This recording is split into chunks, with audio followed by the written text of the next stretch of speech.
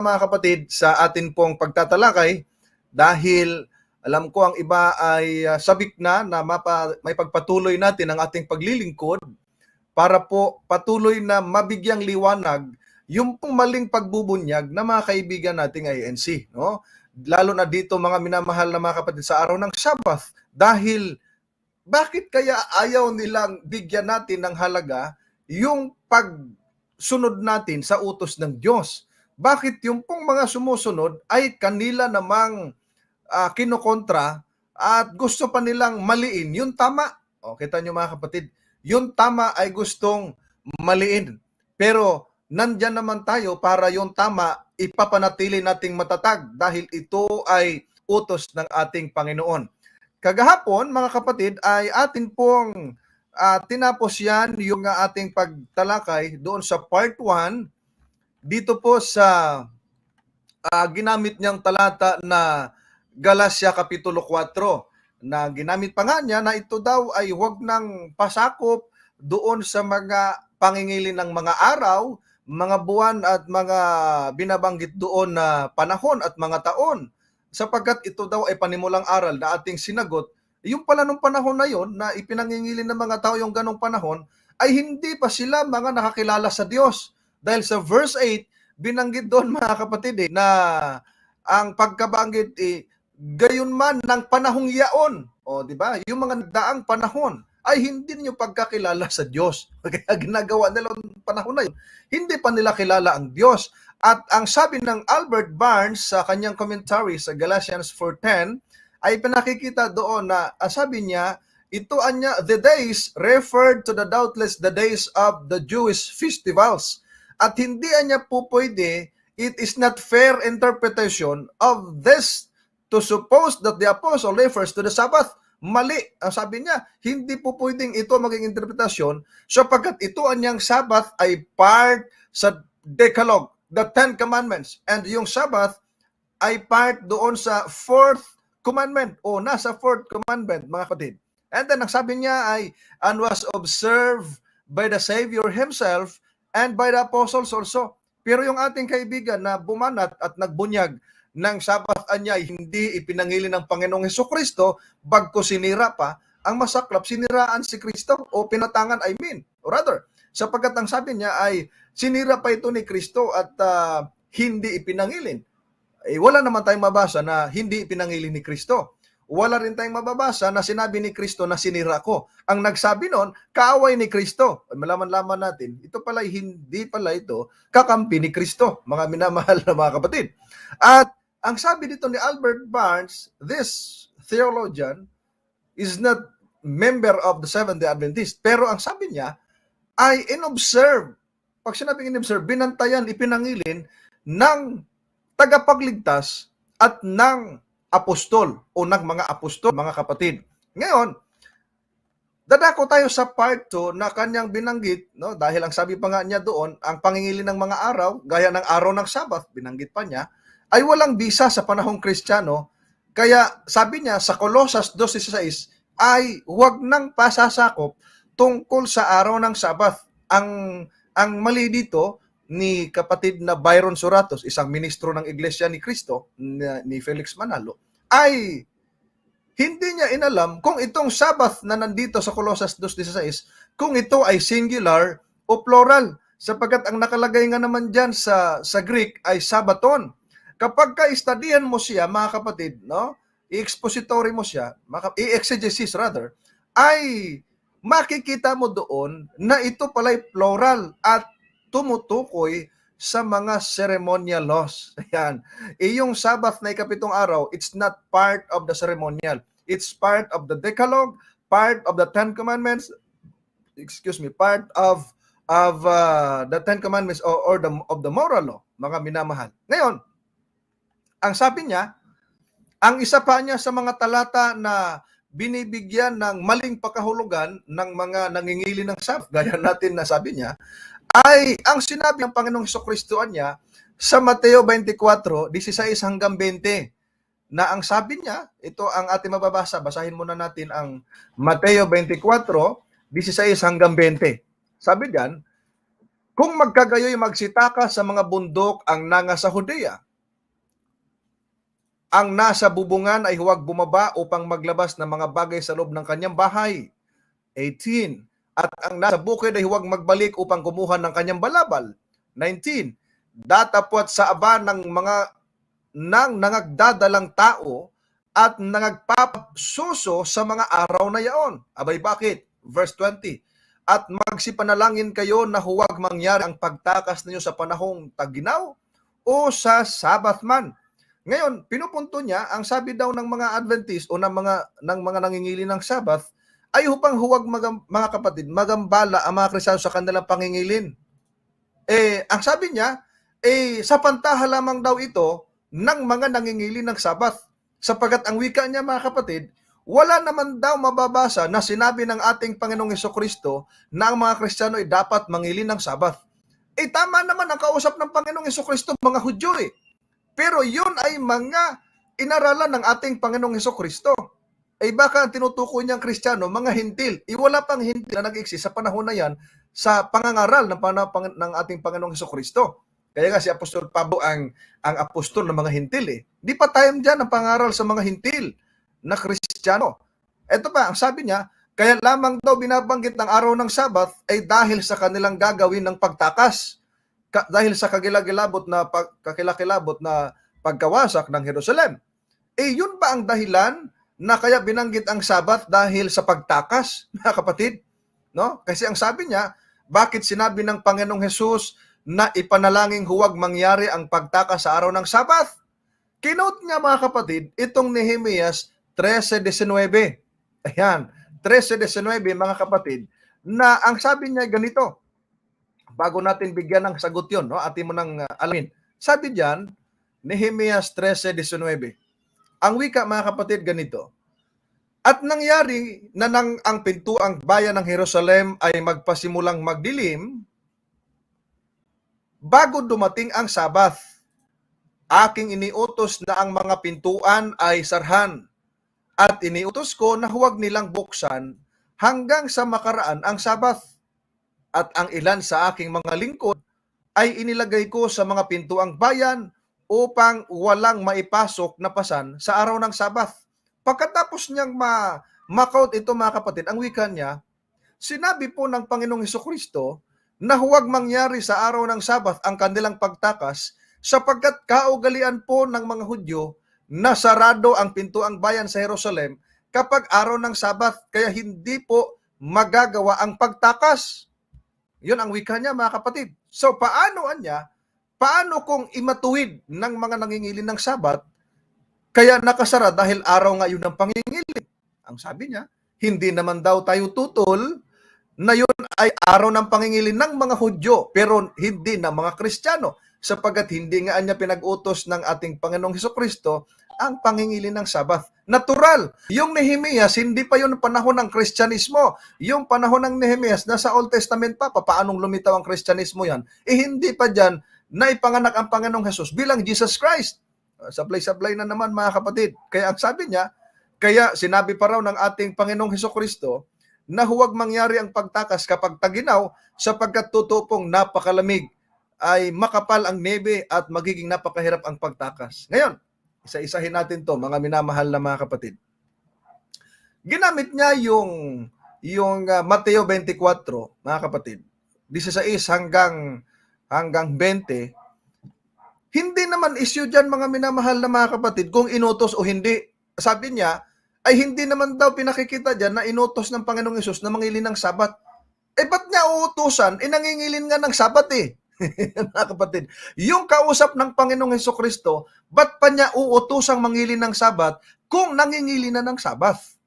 O di ba yung kausap niya, mga Hudyo, nangingili ng Sabath yun? Ba't mo utusan? Nangingili na nga Kumbaga, ginagawa na nila, mga minamahal na mga kapatid. Ngayon, idinugtong niya yung 13:19 ng Nehemias, kaya daw huwag idalangin ang pagtakas sa araw ng Sabat dahil nakasara daw yung pong pintuang bayan na nakalagay doon, yung pintuan na nasa Jerusalem, sa pintuang bayan, mga kapatid. Totoo ba na kaya idalangin na huwag maging huwag sa araw ng Sabat ang pagtakas dahil nakasara ang pintuang bayan ng Jerusalem? Ano ba ang context ng Nehemias 13:19? Aba, huwag naman puputulin yung talata para magmukhang tama. Bakit? Kasi oo nga naman, pwedeng sabihin na nakasara. Eh di ba may bantay, pwede namang buksan yon para makatakas sila, mga kapatid. Eh ang context ba noon, mga kapatid, sinarhan o nakasara kaya di makatakas? Mali. Maganda basahin natin, simulan natin dahil ang nagsalita dyan, hindi ang Panginoong Jesucristo, nalito yata yung si kapatid na Byron. Ang nagsalita dyan, si Nehemias.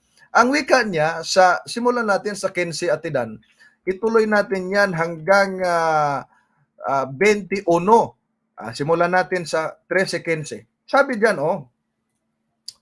nang mga araw na yaon, ay nakita ko sa Huda ang ilang nagpipisa sa mga ubasan sa Sabath. At nagdadala ng mga uhay at nangasasakay sa mga asno. Gaya naman ng alak, mga ubas, at mga higos, at lahat na sari-saring pasan na kanilang ipinapasok sa Jerusalem sa araw ng Sabath. At ako'y nagpatutuo laban sa kanila sa kaarawan na kanilang ipinagbibili ang mga pagkain. Verse 16. Doon nagsisitahan naman ang mga tagatero na nagpapasok ng isda at ng sari-saring kalakal at nangagbibili sa Sabat sa mga anak ni Hoda at sa Jerusalem. 17. Nang magkagayon nakipagtalo ako sa mga mahal na tao sa Huda at sinabi sa kanila, anong masamang bagay itong inyong ginagawa at inyong nilalapastangan ang araw ng Sabath? 18. Hindi baga nagsigawa ng ganito ang inyong mga magulang at hindi ba dinala ng ating Diyos ang buong kasamaang ito sa atin? At sa bayang ito, gayon may nagdala pa kayo ng higit na pag-init sa Israel sa paglapastangan ng Sabat. Pagdating sa 19, at nangyari, ito yon mga kapatid, na ang mga pintuang bayan ng Jerusalem ay magpasimulang magdilim. Bago dumating ang Sabat, ay aking iniutos, sabi ni Nehemias, na ang mga pintuan ay sarhan at inutos ko na huwag nilang buksan hanggang sa makaraan ng Sabat. At ang ilan sa aking mga lingkod ay inilagay ko sa mga pintuang bayan upang walang maipasok na pasan sa araw ng Sabat. 20. Sa gayoy ang mga mangangalakal at manininda ng sari-saring kalakal ay nangatigil sa labas ng Jerusalem na minsan o makalawa. 21. Nang magkagayoy, nagpatutuo ako laban sa kanila at nagsabi sa kanila, bakit nagsisitigil kayo sa may kuta? Kung kayo'y magsigawa uli ng ganyan, aking pagbubuhatan ng kamay kayo mula ng panahong yaon, ay hindi na sila naparoon pa ng Sabath. Ngayon, linawin natin mga kapatid. Linawin natin. Yung ginamit ni kaibigang Byron Soratos na 13:19, kaya nga daw hindi makatakas o hindi dapat sa araw ng Sabat yung pagtakas, dahil anya nakasara yung pinto ng bayan, ugali na kapag araw ng Sabat. Ang purpose nung sa 13:19, mga kapatid at mga kaibigan, dahil may mga tao na nagdadala ng pasan sa Jerusalem. May dalang higos at lahat ng sari-saring pasan. Yung iba, mga kaibigan, ay may dalang uhay o isinasakay sa asno, may alak, mga ubas, at yung iba pa nga na taga-Tiro ay nagdadala ng mga isda, mga kaibigan at mga kapatid. At ito ay pinagbibili nila sa araw ng Sabat sa Jerusalem. Kaya nagalit itong si Nehemias. Kaya ang ginawa niya, mga kapatid, ang sabi niya ay isara bago dumilim. Ibig sabihin, bago lumubog ang araw, ay ipinasara na ang pintuang bayan ng Jerusalem para hindi makapasok yung mga taong nagdadala ng mga kalakal sa araw ng Sabath. Mga kapatid, hindi pala yan hindi pala yan talata na yan rason na huwag mangyari sa araw ng Sabat dahil nakasara ang pintuang bayan. Hindi yan. pwede naman buksan yan eh. Kasi sa verse 19, inutos lang naman mga kapatid, inutos na na sarhan ang pintuan, ang pintuan ay sarhan at inutos na buksan hanggang sa makaranang araw ng Sabat, mga kapatid. So dito makikita natin, may mga nagbibili kasi, may mga nagbebenta araw ng Sabat, mga kapatid. Ayaw ni Nehemias dahil magkakaroon ng paglapastangan sa araw ng Sabat, mga kapatid. O diba ga? Ang nangyari nga ngayon ngayon kasi linggo na yung kanilang pangingilin.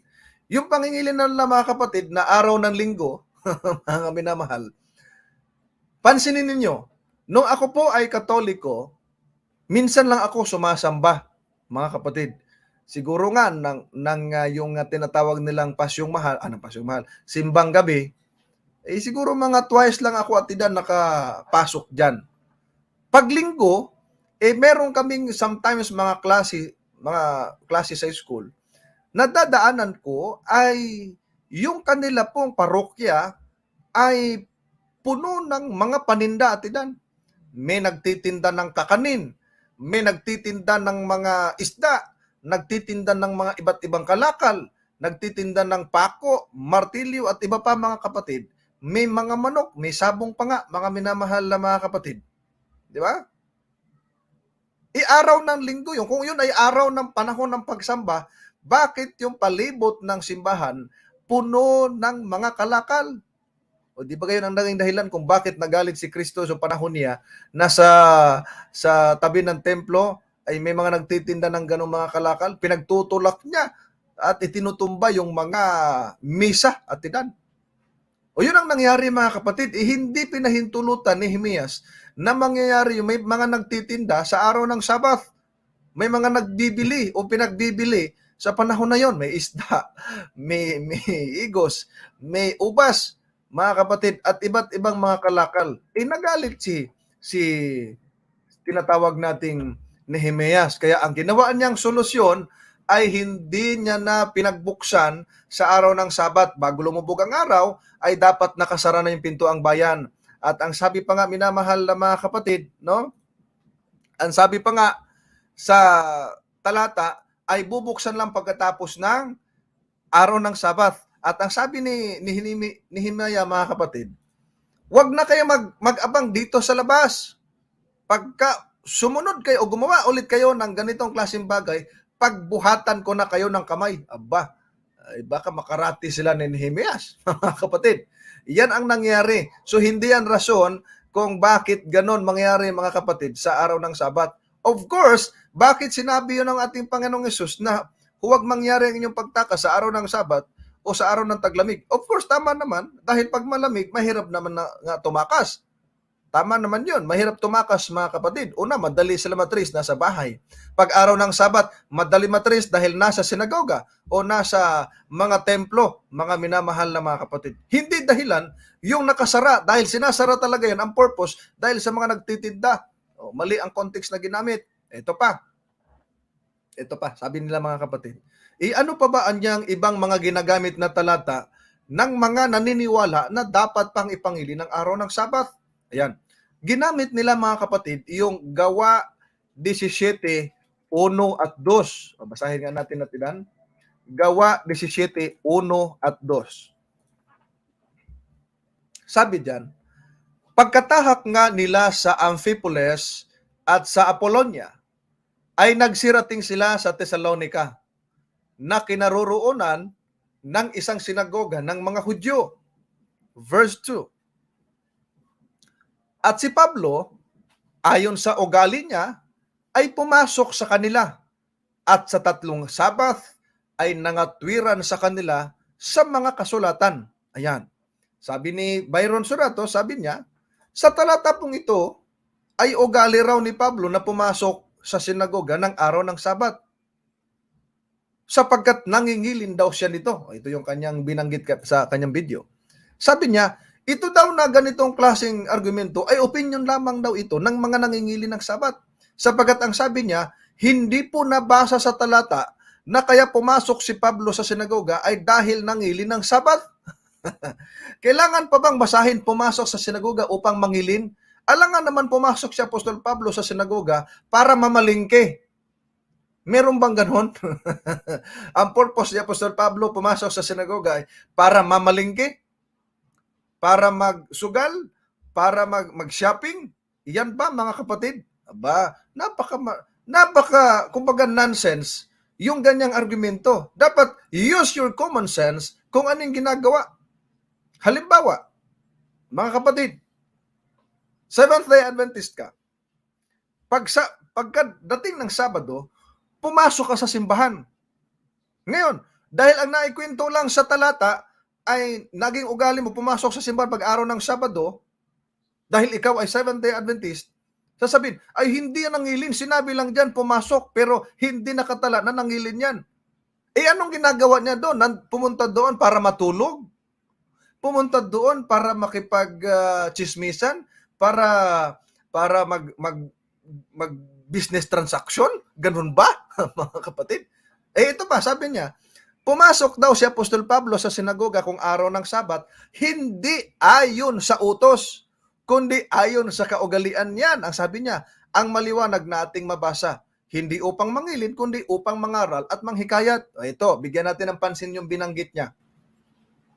Sabi niya, pumasok daw si Apostol Pablo sa sinagoga kung araw ng Sabat, hindi ayon sa utos, kundi ayon sa kaugalian.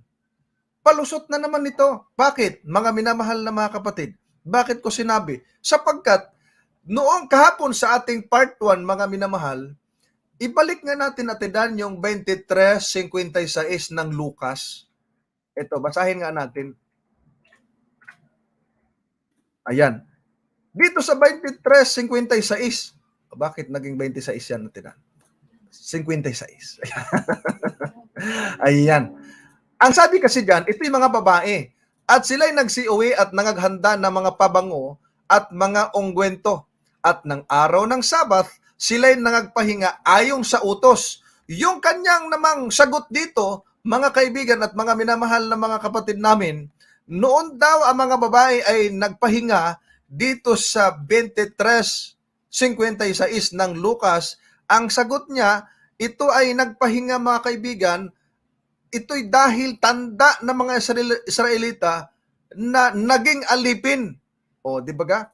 Dapat maging consistent sila na ito namang pagpapahinga ng mga babae sa Lucas 23:56 ay ayon sa utos ang nakasulat. O, balik mo sa screen natin dan. Yung mga babae na yan, nagpahinga yan ng araw ng Sabat ayon sa utos. Yan, hindi yan ayon sa ugali. Pero ba't ninyo tinututulan? O, yan ang malaking problema. Inconsistency ang pinapakita dito, mga kapatid. Bakit? Dahil dito sa 17:1 at 2, ang sabi niya, hindi ayon sa utos, kundi ayon sa ugali. Pero doon sa mga babae, sa 23:56, ayon naman sa utos, ba't nyo pa rin tinututulan? Ang ipaliwanag ninyo, ito'y naging tanda ng kanilang pagkaalipin. Hindi naman sinabi sa talata ng Lucas 23:56 na ito'y tanda ng pagkaalipin, kundi ito'y pagpapahinga ayon sa utos, mga minamahal na mga kapatid. Actually, sabi nila, si Apostol Pablo, nung panahon na ito, mga kaibigan, ay hindi nangilin. Pero sa isang version, mga kapatid, no, sa isang version ng Biblia, sa contemporary English version, sila mahilig din naman sa version, ganito ang ating mababasa. Acts 17:1-2. Sabi diyan, no? After Paul and his friends had traveled through Amphipolis and Apollonia, they went on Thessalonica. A Jewish meeting place was in that city. So as usual, Paul went there to worship. And on 3 Sabbath, he spoke to the people. He used the scriptures. Ayan. In this version, my dear beloved friends, ang sabi diyan, Paul went there to worship. Hindi pala sinabi diyan, si Paul pumunta doon sa sinagoga para mag-shopping. Kundi to worship. Ngayon, isa sa kanilang mga basihan, ang sabi nila, hindi nga yan nangingilin, kundi nang hikayat yan na ang mga tao, nangatwiran yan at nang hikayat sa mga tao. Ngayon, atin niyang linawin. Doon sa sinabing, ng ngatwiran at ng hikayat. Saan ba niya hinikayat ni Apostol Pablo yung mga nandun? Hinikayat ba niya na huwag nang manghili ng Sabbath? Because that was Sabbath day when they gathered together on the synagogue. Ngayon, mga minamahal, hinikayat ba, no? Hinikayat ba ni Apostol Pablo yung mga nangingilin doon o yung mga nandoon sa sinagoga na huwag nang mangili ng Sabbath? Ay maganda'y linawin natin. Baka kasi mailigaw kayo ng mga bumabaliktad sa araw ng Sabbath, mga kapatid. Ito ang nakasaad. Ituloy natin atidan sa 3 hanggang 4. Sa Tagalog atidan. Yan. Gawa, Kapitulo 17. Ayan. Opo. Hanggang 4. Sabi diyan, di ba sa verse 2, mga kapatid, ay pinakikita doon na 3 Sabat na magkasunod, no? 3 Sabat na magkasunod na sinangatwiran sa kasulatan. Para pa, tanggalin na yung Sabat, ipalit na yung linggo. Sabi diyan sa verse 3, na binubuksan at pinatutunayan na kailangang si Kristo ay maghirap at muling mabuhay sa mga patay, at itong si Jesus aniya na aking ipinangangaral sa inyo ay siyang Kristo. Ayan, nung palang pumasok si Apostol Pablo, sabay na kanyang pag-worship, ay nangaral siya, mga minamahal na mga kapatid, tungkol sa ating Panginoong Hesus, dahil marami nga namang Hudyo noon, Sabbath keeper talaga yon, na hindi naniniwala na itong si Kristo, itong si Jesus Christ, siyang Kristo na nagtubos sa ating lahat. Kaya ipinangaral niya. O di ba ganong si Apostol Pablo when he went to Damascus, sa road pa lang, ay he encountered with Jesus, mga kapatid, di ba? Ngayon, dahil pala ang purpose ni Pablo ay hindi para patigilin sa pangingilin ng Sabbath, kundi para ipangaral na mayroong Kristo. Yung Jesus na yun yung Kristo na kanyang ipinangangaral, mga minamahal na mga kapatid. Ngayon, ang sabi kasi dyan, papalusot na naman nila, na ito ay lugar ng mga Hudyo na mga pagpupulungan. Tanong natin, wala bang Griegong kasama doon? Meron. Ay tuloy natin sa verse 4 atidan. Verse 4. Sabi niya sa verse 4, at nangahikayat ang ilan sa kanila. Di ba may mga nahikayat doon? Ibig sabihin, na-convert.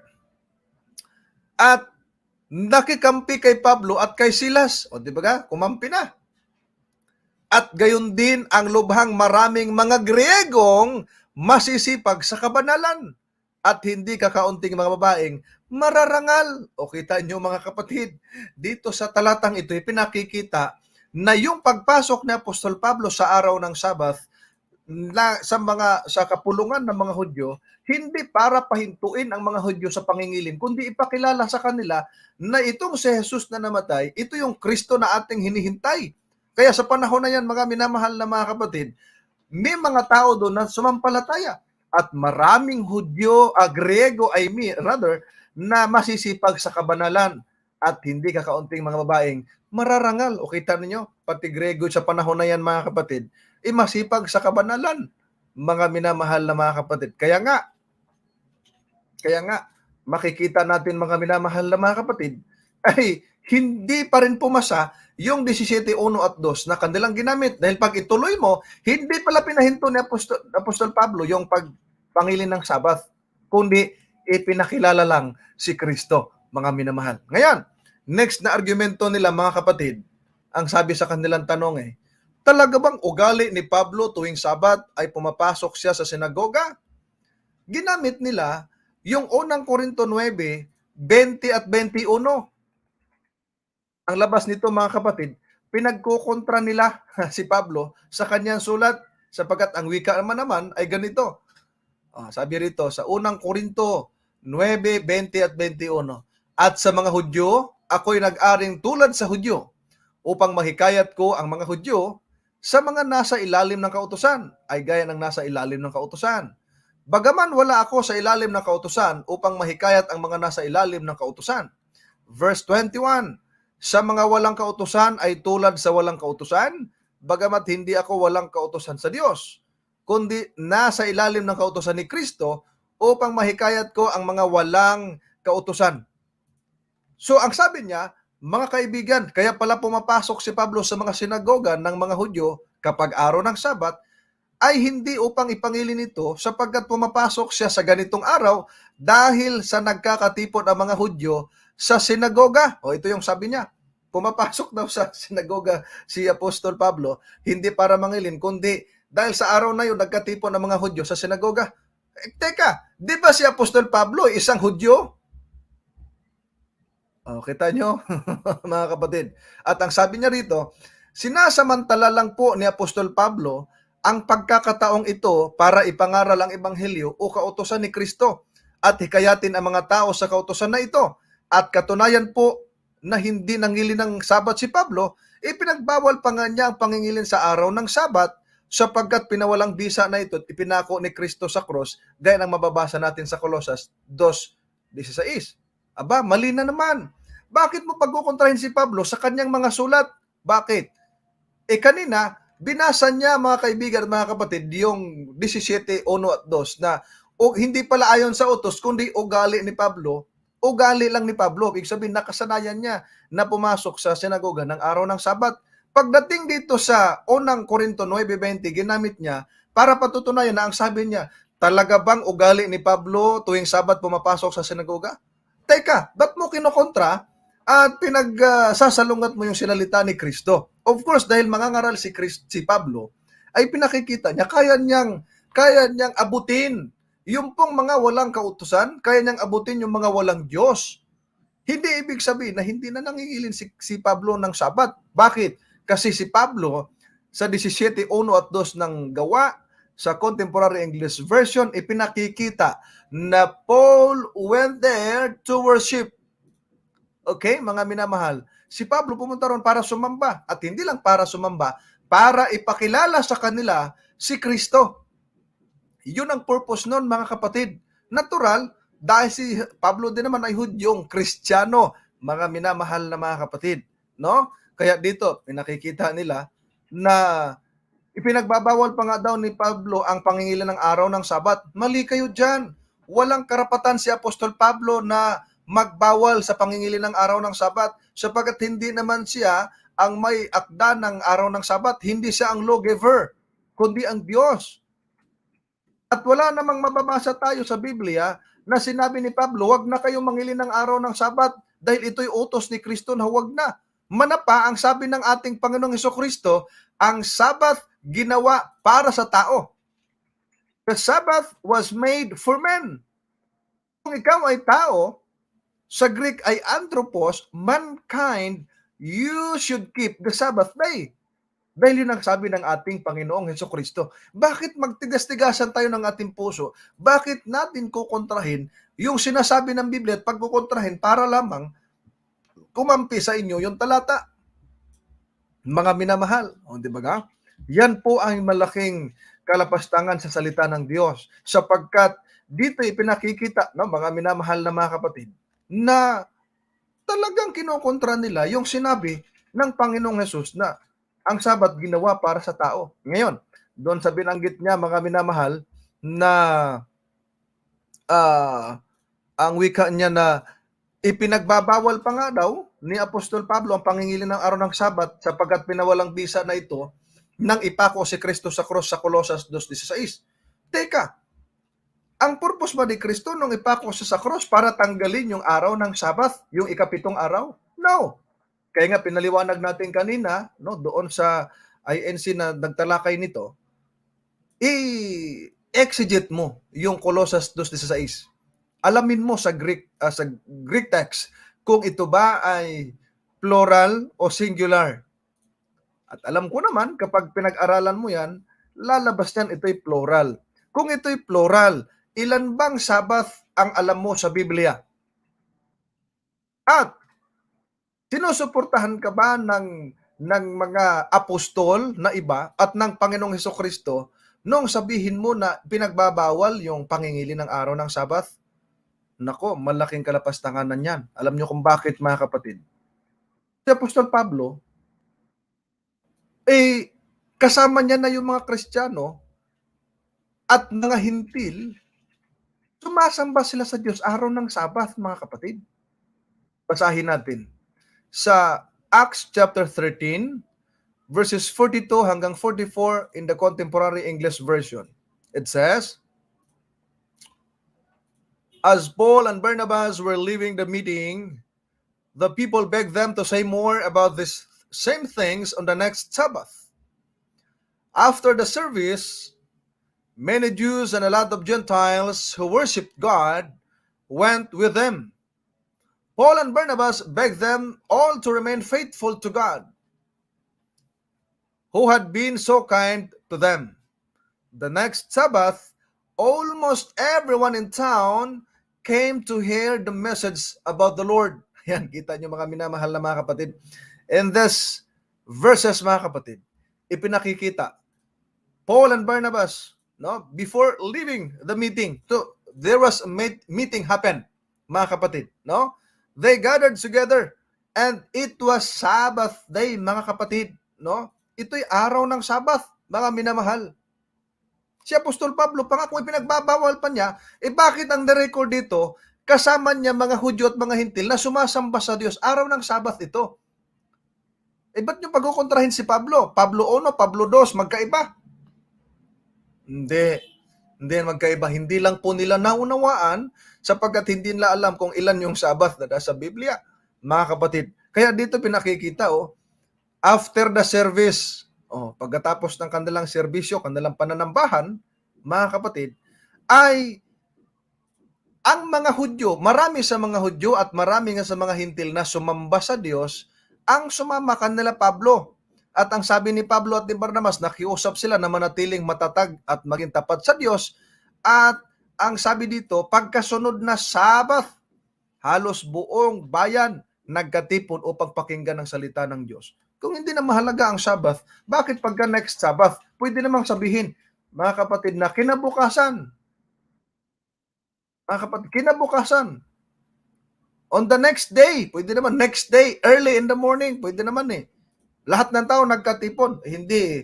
Dahil ang talata maliwanag, minamali lang ng mga kumukontra sa kautusan ng Diyos. Kayong ganyang argumento, maling-mali yan, mga kapatid, no? Pag maling-mali, ay wag nang paniwalaan. Maling-mali nga mga minamahal, di ba ka?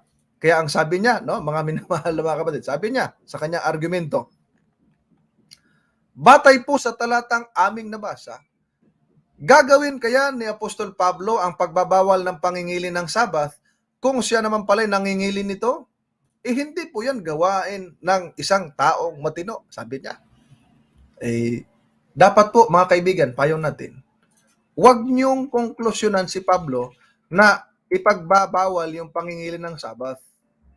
Walang sinabi si Pablo na bawal nang mangili ng Sabat, linggo na. Ayon sa sinabi ng Diyos, wala na yung ikapitong araw ng Sabat. Walang ganon. Kaya, para mas maging malinaw, busisiin po ninyo, suriing maigi yung talatang ginagamit ninyo dahil hindi po yan umaakma, mga kaibigan, no? At ang sabi pa niya, gaya rin naman ni Pablo, ang ating Panginoong Jesucristo ay may ugaling pumasok sa sinagoga kapag araw ng Sabat. Ang totoo, pinagbabatayan din po ito ng mga nangingilin ngayon sa pagpatutuong si Jesus. Anya nila nangilin ang Sabat, sabi niya. Pero yun kaya ay mababasang talaga sa talata ng Biblia, yung si Jesus nangingilin ng Sabat. Maiging basahin po natin ang nakasulat sa 4:16. Basahin nga natin atidan para Lucas 4:16. Sabi diyan, at siya'y napa sa Nazareth na kanyang nilakhan, at ayon sa kanyang kaugalian, siya pumasok sa sinagoga ng araw ng Sabat at nagtindig upang bumasa. Ayan. Sabi niya rito, pagkatapos basahin, wala pong nabasa na ang Panginoong Yesus ay nangilin ng Sabat. Ayan na naman. Sasabihin na naman nila, walang nabasa. Ano bang ginawa ng Panginoong Jesucristo doon? Di ba Hudyo siya? Mga kapatid. Tapos kailangan hanapin na mabasa yung salitang nangilin ng Sabat. ano bang ginagawa niya? Nagbasketball ba si Kristo nung pumasok sa sinagoga? Nagdribble-dribble? Mga kapatid. Ano ba naman yan? Mga minamahal na mga kapatid. Tapos sabi nila rito, at sinasabi kasi ng mga Adventista na nangilin daw si Jesus, yan po ay dagdag lang nila. Kayo siguro ang may dagdag. Dahil sinabi nyo, si Kristo hindi nangilin at sinira pa. Nako, halatang hindi kakampi ni Kristo ang ganyang argumento. Mga kapatid, kanina, nung basahin yung pong mga babae nagpahinga ayon sa utos, sabi niya, tanda ng pagkalipin. Nung si Apostol Pablo pumasok sa sinagoga ayon sa ugali, ang sabi ba naman nila ugali lang pala ni Kristo, hindi ayon sa utos. Kanina may ayon sa utos, ba't hindi nyo tinanggap? Aba, inconsistency, mga minamahal na mga kapatid. Tapos sasabihin, pagka nangilin si Kristo ng Sabat, sasabihin, dagdag lang yan. Yan ay paghigit sa nakasulat, sabi niya. Aba, ang paghigit sa nakasulat, yung sabihin ninyo, sinira ni Kristo ang Sabat sapagkat hindi sinabi ni Kristo na sinira niya. Mga kapatid, manapa, ito'y malaking paratang sa ating Panginoong Hesukristo. Si Kristo naging masunurin sa kanyang buong buhay dito sa lupa. Mga kapatid, okay? Sapagkat ang sabi niya, sapagkat maliwanag po ang banggit sa talata na ang pagpasok ng ating Panginoong Hesukristo sa sinagoga ay ayon po sa kaugalian. Dito ako natatawa, no? Sa kaugalian. At hindi ayon sa utos, di ba? Kanina nga ayon sa utos sa mga babae. Hinahanap naman yung tanda ng pag-alipin. Nako, pinapakita lang dyan, ayaw nyo lang talaga mangilin. Yan ang sabihin, maliwanag para wala nang maraming palusot na mga imbis paliwanag, palabo. No, mga kapatid. Tapos ang sabi rito, pumasok siya sa sinagoga hindi upang mangilin sapagkat talagang hindi po nangingilin ng Sabat ang Panginoong Hesus. No? Gaya ng nakasulat sa 9:16, si Jesus hindi nangilin. Mga kapatid, yung 9:16 ng Juan, mga kaibigan, ilagay natin sa screen. Gaya ng binanggit nila, si Jesus hindi nangilin sa araw ng Sabat ayon sa 9:16. O pakinggan ninyo mga kaibigan.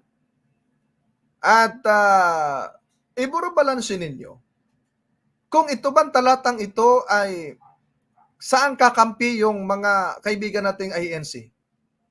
Kay Kristo o sa Fariseo na kaaway ni Kristo? Sabi rito, ang ilan nga sa mga Fariseo ay nangagsabi, ang taong ito'y hindi galing sa Diyos, sapagkat hindi nangilin sa Sabat. Datapwat sinasabi ng mga iba, paano bagang makagagawa ng gayong mga tanda ang isang taong makasalanan? At nagkaroon ng pagkabahagi sa gitna nila. Yan mga kapatid. Ang sabi ng talata, yung mga Fariseo ay nagsabi. Sino yung sinabihan? Ang Panginoong Hesukristo. Ano yung sinabi ng mga Fariseo? Ang taong ito ay hindi galing sa Diyos sapagkat hindi nangilin ng Sabat. Pansinin niyo mga kapatid, ito mga kaibigan nating INC, ang tingin sa ating Panginoong Hesukristo ay tao at hindi Diyos. Ang tingin nito mga Fariseo na nasa 9:16 ng Juan, tao rin. Pareho sila ng paniniwala.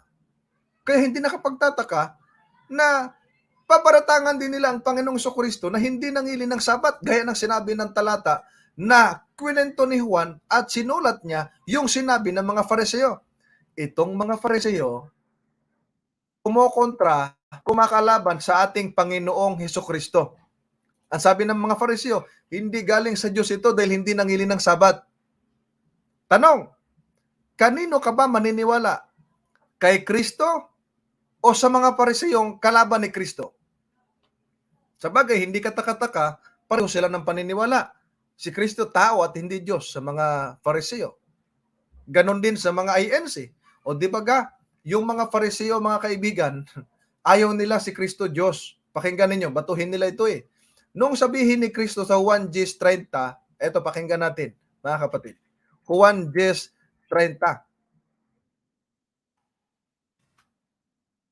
Sabi diyan, ako at ang Ama ay iisa. Ano nangyari? Verse 31. Nagsidampot uli ng mga bato ang mga Hudyo upang siya'y batuhin. Abay, bakit? 32. Sinagot sila ni Jesus, maraming mabubuting gawa na mula sa Ama ang ipinakita ko sa inyo. Alin sa mga gawang yaon ang binabato ninyo sa akin? 33. Sabi diyan, sinagot siya ng mga Hudyo, hindi dahil sa mabuting gawa ay binabato ka namin, kundi sa pamumusong at sapagkat ikaw, bagaman ikaw ay tao, ay nagpapakunwari kang Diyos. O kita nyo mga kapatid, siguro kung ito mga kaibigan natin ngayon, nabuhay ito sa panahon ng Panginoong Jesucristo, baka isa din ito sa bumato sa ating Panginoong Jesucristo. Pareho ng paniniwala, tao. Bagaman ikaw ay tao, nagpapakunwari kang Diyos. Tapos pareho din sila ng paniniwala na si Kristo hindi nangili ng Sabat. Kita nyo mga kapatid. No, kita nyo mga minamahal na mga kapatid. Ang ating Panginoong Jesucristo, mga minamahal, naging masunurin siya hanggang kamatayan. Pilipos 2:7 hanggang 8, mga kapatid.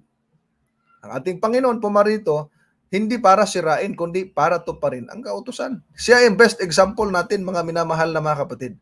Kaya, huwag kayo basta-basta maniniwala doon sa mga kaibayon natin sa pananampalataya. Dati namang nangingili ng Sabat yung founder nila, si Felix Manalo. Dating Seventh-day Adventist yun. Mga kapatid. Ngayon, hindi na. Ganun talaga Dating masunurin, ngayon hindi na. Parang yung isang dating Adventist, naging dating daan. Mga kapatid. Di ba?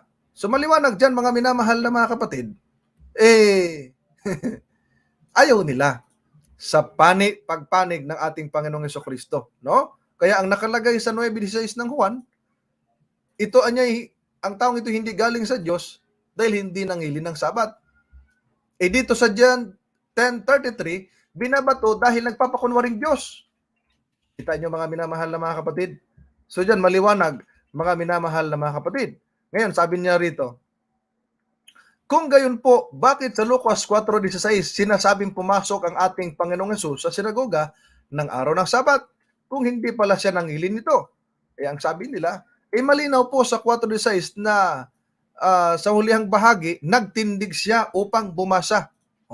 So hindi daw nangilin, kundi nagtindig upang bumasa. Ngayon, sasagutin natin. Natural lang yun na nagtindig upang bumasa, mga minamahal na mga kapatid. Alam nga naman, nagtindig upang sumayaw. Nagtindig para mag-exhibisyon. Natural lang yun. O di ba sa mga pagsamba din sa ANC, di ba tumindig yung kanilang ministro para magbasa o mag-sermon? Ngayon, ang sabi nila, hindi nangilin sapagkat daw sa Lucas 4:28 at 29, bakit daw napuspos ng galit ng mga Hudyo sa ating Panginoong Jesucristo? Ang katunayan pa nga daw ay pinagtangkaang patayin ng ating Panginoong Hesus. Tanong niya, gustuhin bang patayin ng mga Hudyo ang nakikisa sa kanilang pangilin? Abay, mali ang tanong. Abay, bakit mga kapatid? Ang rason ng mga Hudyo kung bakit gustong patayin ang ating Panginoong Jesucristo, hindi dahil nangilin ng Sabat, kundi dahil ito sa sinabi niya nung binasa niya sa Isaiah 60 versikulo 1 na natupad sa kanya, nagalit dahil inamin na sa kanya katuparan. Hindi dahil sa nangilin ng Sabat, mga minamahal na mga kapatid. O dyan po, malinaw. Bakit hindi sabihin yung totoong kahulugan ng talata? Mga minamahal na mga kapatid. Ang sabi dyan, mga kapatid, bakit daw patayin ng mga Hudyo kung nakikiisa sa kanilang pangilin? Ang rason, hindi patayin para nakiisa sa pangilin, kundi dahil sa Lucas 4:17 at 21 na ito'y katuparan sa kanya na nasulat sa Isaiah 60 versikulo 1. Dapat alam nila yan, mga kapatid. Basahin nga natin yan, Atidan. No? Lucas 4:17. At ibinigay sa kanya ang aklat ng propeta Isaias at binuklat niya ang aklat na nasumpungan niya ang dakong kinasulatan. 18. Sumasa akin ang Espiritu ng Panginoon sapagkat ako'y pinahiran niya upang ipangaral ang mabuting balita sa mga dukha. Ako'y sinugo niya upang itanyag sa mga bihag ang pagkaligtas at sa mga bulag ang pagkakita, upang bigyan ng kalayaan ang naaapi. 19. Upang itanyag ang kaaya-ayang taon ng Panginoon at binalumbon niya ang aklad at isinauli sa naglilingkod at naupo. At ang mga mata ng lahat ng nanga sa sinagoga ay nangakatitig sa kanya. 21. At siya ay nagpasimulang magsabi sa kanila, ngayon naganap ang kasulatang ito sa inyong mga pakinig. Ayan. Noong banggitin ng ating Panginoong Hesukristo, yung verse 21 na ngayon naganap ang kasulatang ito sa inyong mga pakinig. Ibig sabihin, it was fulfilled doon sa ating Panginoong Hesus. Dahil itong Lucas 4:17 hanggang 20, mababasa natin yan sa Isaiah 60 versikulo 1 na ang kinatuparan ang ating Panginoong Hesukristo, mga minamahal na mga kaibigan. Kaya nga ang sabi nila, ang totoo po, isa sa mga dahilan kaya gusto ng mga Hudyo na nangingilin ng Sabat na patayin ang Panginoong Hesus, dahil sinira ni Hesus ang Sabat. O ginamit na naman yung 5:18. Maliwanag kung gayon, hindi po nangilin ni Hesus ng Sabat. Mali. Ba't nyo pagdugtungin yung Lucas 4:17 hanggang 21 o 16 hanggang 29 doon sa Juan 5:18? Magkaiba, mga kapatid. Ang rason dito sa Lucas dahil, mga minamahal na mga kapatid, no? Dahil ang ating Panginoong Hesus, sinabi niya na yung katuparan nasa kanya, yung Isaiah 60. Hindi dahil sinira niya yung Sabat. Mali. Iba yung karanasan doon. Ang nagsabi pa naman doon sa 5:18 ng Juan, kalaban din ni Kristo. Ba't doon kayo kumakampi sa salita ng kalaban ni Kristo? Ba't hindi kay Kristo? Tapos sasabihin, Kristiyano kami. Di ba ang salitang Kristiyano, tagasunod ni Kristo? Paano naging tagasunod ni Kristo kung kumakalaban sa salita ni Kristo, mga minamahal na mga kaibigan? Ayan. So, dyan natin makita, no? So, makikita natin, hindi pala sila sang-ayon kay Kristo, kundi kaaway ni Kristo, mga kapatid. Dahil ang kalaban ni Kristo, ang nagsalita dyan na hindi nangilin si Kristo. Mga kapatid. Ngayon, ang Sabat po ay hindi dapat ipangilin ng mga Kristiyano, sabi nila, sapagkat walang utosan niya ang Panginoong Hesukristo, maging ang mga apostol na dapat ipangilin. Pangalawa nilang binanggit, ito po'y uko lamang sa bayang Israel sa kanilang kapanahunan at ito ay binigay bilang tanda ng pagpapalaya sa Diyos sa kanila sa kamay ng pag-alipin sa Ehipto. Yan po ang dahilan, sabi niya, kung bakit sinaway ni Pablo ang mga nangingilin ng mga araw at mga panahon, kasi ay pagbabalik sa walang bisang panimulang aral dahil yun ay pinawalang bisa na. Sagutin natin. Doon po sa binanggit na walang utos ang ating Panginoong Hesukristo at ang mga apostol na mangilin ng araw ng Sabat. Ba't mo uutusan na mismo ikaw at yung mga kasama mo nangingilin? Uutusan mo ba yun na pari-pariho kayo nangingilin? Nag-exist na yan sa kanilang panahon. Pangalawa, doon sa sinabi ni kapatid na Byron Soratos na uko lamang sa Israel ang araw ng Sabat, hanapin na din yung kanyang binanggit na uko lamang. Meron ba kayong talata na yung Sabat uko lamang sa Israel? Ay wala naman. Tapos ang sabi nila, yung Sabat daw ay tanda ng pagpapalaya ng Diyos sa kanila mula sa pagkalipin. Ba't hindi nyo binasa yung Exodo 20:11 na yung pag-utos ng Diyos na ipangilin ng Sabat dahil 6 na araw ang Diyos nagawa, sa 7th araw nagpahinga siya, kanyang binasbasan at pinagpala ang araw ng Sabat. Tanong, yung bang linggo nyo na ipinangingilin ngayon, banal ba yan? Inutos ba yan? Pinagpala ba yan? Binasbasan ba yan, mga kaibigan? O hindi? Lalong walang kwenta yung pangingilin nyo ng linggo. Ngayon sasabihin nyo, bakit kailangan sumamba Sabado lang? Mali. Ang pagsamba namin araw-araw. Pero yung pangingilin, araw ng Sabado yon. That is the Sabbath day, mga minamahal na mga kapatid. Kaya, at yung sinabi niya, ito pang punto na ang dahilan niya, kaya sinaway ni Pablo yung nangingilin ng mga araw, nangingilin pala ng mga araw. Hindi naman sinabi sa talata, nangingilin ng araw ng Sabat na 7th araw. Mali. Nangingilin ng mga araw. Ito yung mga panahon na yung mga tao hindi pa kilala ang Diyos na tunay. Nangingilin sila ng mga panahon, nangingilin sila ng mga taon. Kita nyo mga kaibigan, ng mga buwan. Di ba ga? Yun ay walang bisa. Totoo yun, walang bisa. Hindi naman yun utos ng Diyos Kaya walang bisa yun. Pero pag ang Sabat ang gagamitin ninyo, mukhang sasablay, mga minamahal na mga kapatid. Ngayon, totoo ba na yung sabihin nila ang Sabat para sa Israel lamang? Uko lamang sa Israel, sabi niya? No.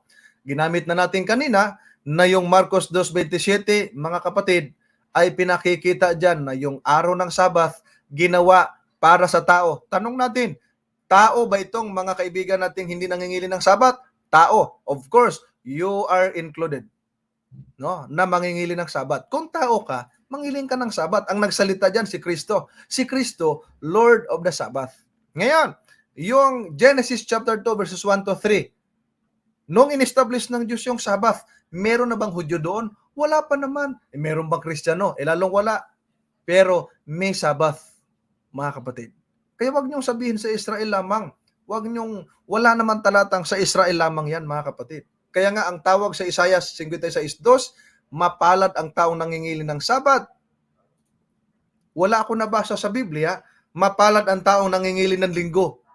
Meron ba kayong talata? Ito challenge natin sa mga kaibigan nating mga taga-subaybay na hindi nangingili ng Sabbath. Meron ba kayong talata na mapapalad ang nangingili ng araw ng linggo? Palagay ko, wala naman, mga kapatid. Kaya ang sabi niya rito sa kanyang konklusyon, mga kaibigan, mga giliw naming taga-subaybay, maging para po sa mga kababayan naming kabilang sa relihiyon ng Seventh-day Adventist, binanggit niya ito no? O kung tawagin ay mga Sabadista, wika niya. Hangad po namin sa awa at tulong ng Panginoong Diyos ay makapagsagawa tayo ng isang matibay na pagpapasya na iwan ang maling pananampalataya at yakapin ang katotohanan ng itinuturo ng banal na kasulatan. At yan po'y ikapagtatamo ng kaligtasan. Salamat po ng marami sa inyong pagsubaybay hanggang sa muli. Yan ang kanyang konklusyon at panawagan. Ngayon, yung kanyang konklusyon, sagutin natin. Sabi niya na binanggit yung Seventh-day Adventist na kung tawagin niya Sabadista, hangad daw nila na makapagsagawa daw tayo ng pagpapasya na iwan ang maling pananampalataya at yakapin ang katotohanan ng itinuturo ng banal na kasulatan. Tama yung binanggit mo. Iniwan na namin yung maling aral at niyakap na namin yung katotohanan. Nagising ako. Dominguista. Dominguista. Nalaman ko, hindi pala turo ng Biblia. Nung binuklat ko maging Biblia ng Katoliko, ang nakalagay, Sabado. Mga kapatid, lalo na dito sa kanilang pasyong mahal. Tinanong ko yung pare, Father, bakit po'y linggo tayo sumasamba? Sabado naman sa Biblia. Sabi ng pare, Sabado naman talaga. Kaya nga nagpapahinga ako pag Sabado, pag linggo nagmimisa. Kita niyo mga kapatid. So iniwan na namin yung maling pananampalataya. Niyakap namin yung katotohanan. Dati linggo, ngayon Sabado na. Dahil kung ikay lilipat mula ka sa Pentecostal o Katoliko, lumipat ka sa born again, linggo pa rin. Is there any change? O changes mga kapatid? Meron. Karatula. Yung isa Katoliko, yung isa born again. Paano yung kanilang pangingilin? Ayun, makikita natin sa kanilang pangingilin, pareho linggo. No? Mga minamahal na mga kaibigan, ang Seventh-day Adventist sumusunod sa utos ng Diyos sapagkat ang Ecclesiastes 12:13, ito ang ating mababasa. Ito ang wakas ng bagay, lahat ay narinig. Ikaw ay matakot sa Diyos at sundin mo ang kanyang mga utos sapagkat ito ang buong katungkulan ng tao. Sabi ng Biblia, this is the whole duty of man, ang pagsunod sa utos, hindi yung paglabag. Naghahanap kayo ng sariling araw sa Biblia, ikapitong araw ng Sabbath, mga kapatid. No? Ikapitong araw ng Sabbath. Ngayon, itong pagsunod natin ay katungkulan natin sa Diyos. Una, dahil pag-ibig din natin sa Diyos ito. Unang Juan 5:3. Ayan. Sabi dito mga kapatid, sapagkat ito ang pag-ibig sa Diyos, na ating tuparin ang kanyang mga utos, at ang kanyang mga utos ay hindi mabibigat. O kita niyo mga kapatid, ang pag-ibig natin sa Diyos ay ang pagtupad sa kanyang mga utos, at ito naman anya ay hindi mabibigat. Mabigat lang ito sa mga taong matigas ang ulo. Mabigat lang ito sa mga taong ayaw sumunod, mga minamahal na mga kapatid. Ngayon, Ngayon, may binanggit ang ating Panginoong Hesukristo dito sa 5:19 ng Mateo. Sabi ng ating Panginoong Hesukristo, mga kapatid, kaya't ang sino mang sumuway sa isa sa kalitliit mga utos na ito at ituro ang gayon sa mga tao ay tatawaging kalitliitan sa kaharian ng langit. Ano tawag doon sa mga sumusuway at tinuturo na dapat suwayin? Kalitliitan.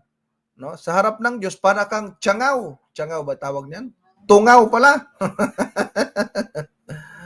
No, mga kapatid. Di ba?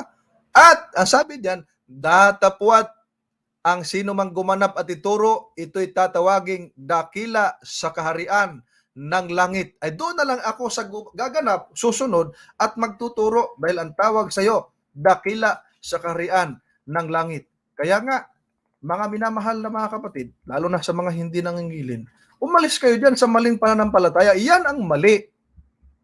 Dahil kahit saan yung balibalik na rin ang Biblia, wala kayong mababasang linggo ay inutos bilang araw ng Panginoon sapagkat ito'y banal. Wala. Balibalik na rin yung Biblia. Maduling na lang kayo sa kakabasa. Wala kayong mabasa niyan, mga kapatid.